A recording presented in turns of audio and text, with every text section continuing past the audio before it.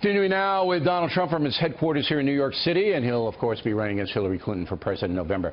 Lately, Russian warplanes have been buzzing U.S. ships in European waters, and I forgot to ask you this question last week when we talked about foreign policy. It's obviously a clear provocation by Putin. What would your orders be to those ships were you president today? Well, first of all, it's just no respect for our president or our country, and he is tweaking us. If it were me, I will tell you, I would call him and I would say, don't do it, just stop it, don't do it. And they're going to respect us. And I've had a sort of semi-nice relationship with Putin. He said very nice things about me, as you know. But I would say don't. It will have no impact, by the way. But I would say don't do it. If they do it again, they could have a problem. All right, so you wouldn't hesitate if Putin defied you. And would you make that call public? Would you tell the American people, listen, I called old Vlad and I told him to knock it off? Would you tell us that? I might do that and I might not, but I would be very strong and I would say do not do that. That's provocation. That's something that you're not supposed to be doing. Right.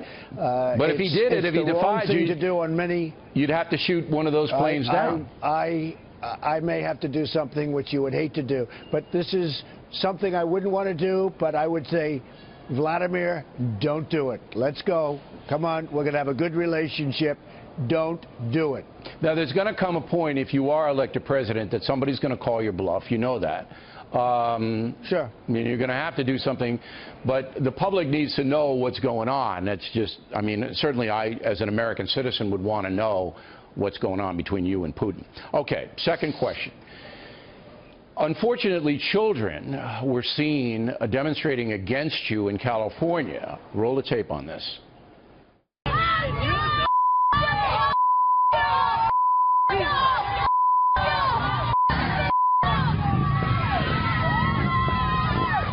That was in Fort Wayne, Indiana. I'm sorry, I misspoke, but there were kids in California doing it too. What do you think about that? Well, you know, we've had very few demonstrations. It might be hard to believe, but we were in California, had 31,000 people at an arena, which was a record crowd. It was a love fest. There was nothing inside the arena. When I got home that night, I saw they had some demonstrations, which, by the way, were made to look much worse than they are by the press.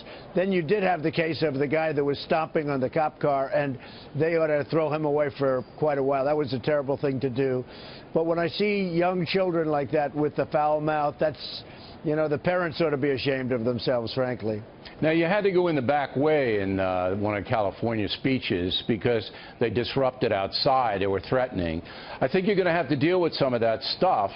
Have you thought about how you're going to deal with people who get overly aggressive?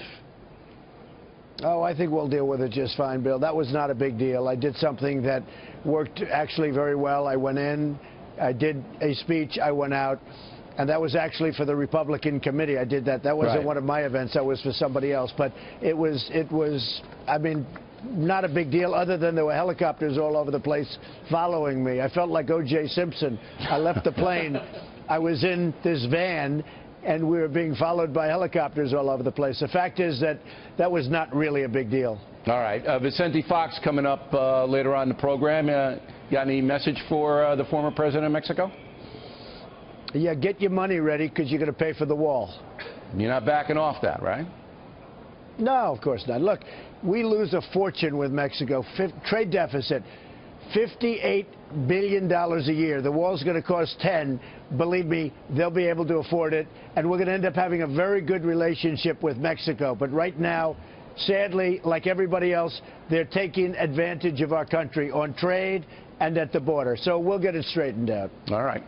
And finally, I have to give you a compliment. Not exactly you, but your family. You know, it's very, very difficult for any political family, particularly in the media, every second of the day and night.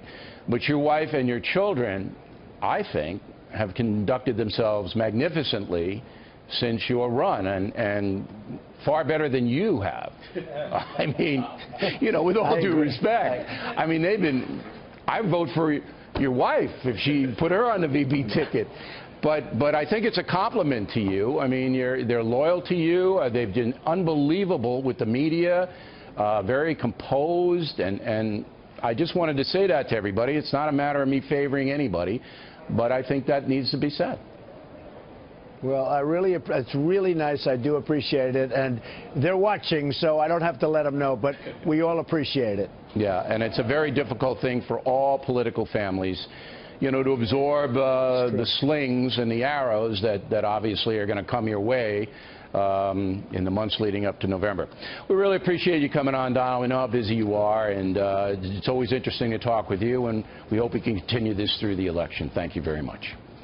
Thank you very much, Bill. Thank you.